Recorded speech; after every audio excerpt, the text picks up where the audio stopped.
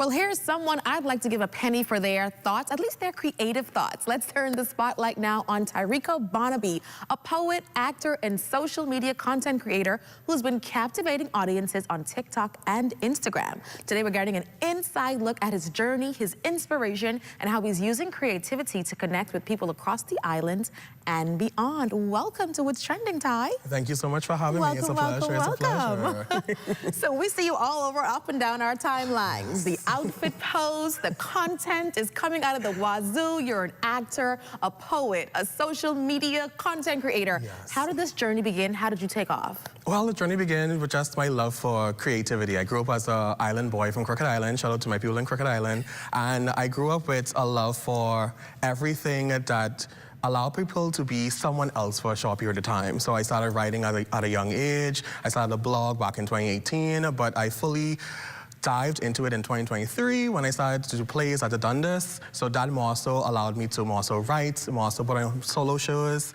and more so just dive into myself as an artist and a content creator. So what inspires your creativity? Like, I know for me and other people, sometimes it's like what I do, what I wear, where I'm going. Some people it's emotion, some people it's what's happening in culture. Like, what's it for you, or is it all of it?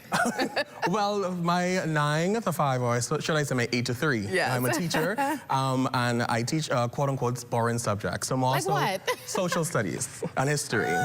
Technically. Social studies are cool, you know? Yes. So I usually try to just dress to more so feel more so the vibe of what's not in my classroom.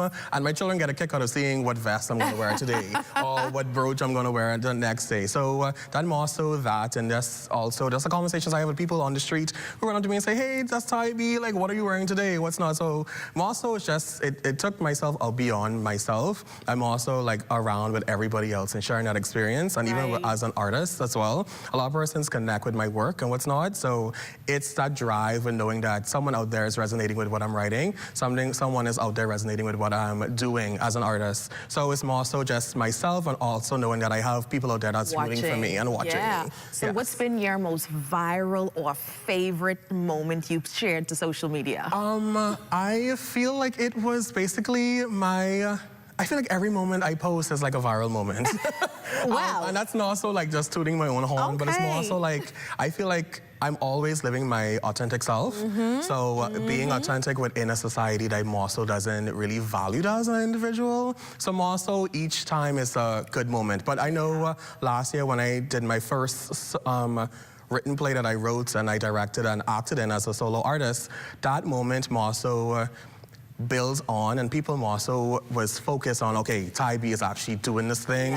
He's focused, he wants to do it, and I feel like that was a real moment where people said, okay, he's an artist and he's actually owning what he's actually doing. But do those viral moments add the pressure though? Because I know sometimes when you get those 50K likes and those followers coming after, do you feel pressure to keep the train chugging? I feel pressure, but I also, in moments, I feel very scared. Because I'm just like, it's a lot of likes and comments and what's not. It's just like, am I being seen too much? Like, are people like more so loving what I'm doing? But I know at the end of the day, it's all in positivity. I know I'm doing what I'm loving. I'm not doing anything in a negative light. So I'm also, it's pressure, but it's good pressure to also keep myself going and not be competent in what I'm doing. Understood. And I know you have some projects in the works, in the pipeline. So talk to us about what's next for Ty B. Yeah, so a lot of my writing is more so about human experience. And I'm working on a short film. I'm also working on trying to make my writing and my shows more tangible for my audience. Okay. So working on a short film entitled P.S. I Still Love You. It goes through a whole stage of grief. I still love you. P.S. I love you. No, P.S. I love you. Okay. So I was going to say, what happened?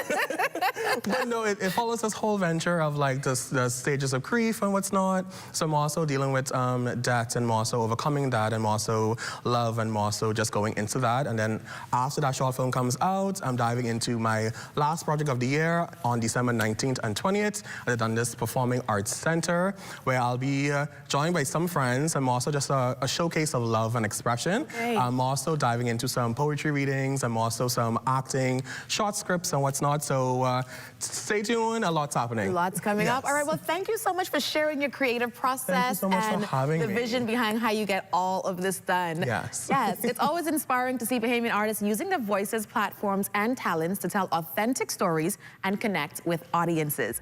Well, stick around. There's more What's Trending after this.